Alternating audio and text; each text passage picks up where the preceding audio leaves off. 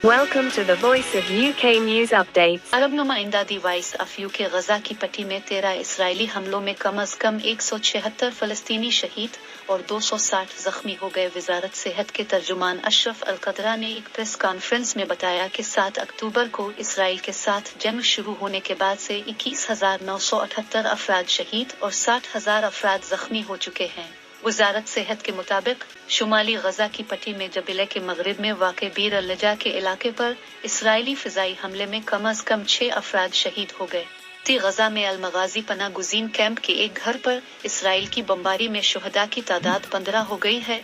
कई लोग मलबे में फंसे हुए हैं, जिसकी वजह से शुहदा की तादाद में इजाफे का खदशा है। उधर कस्साम बिल गेट्स ने कहा है कि इसके मुजाहिदीन ने वस्ती गजा में बोरेज पना गुज़ीन कैंप में इसराइली फौजियों पर घात लगाकर हमला किया, जिसमें काबिज फौज के मुतअद्दिद अहलकार हलाक हुए हैं।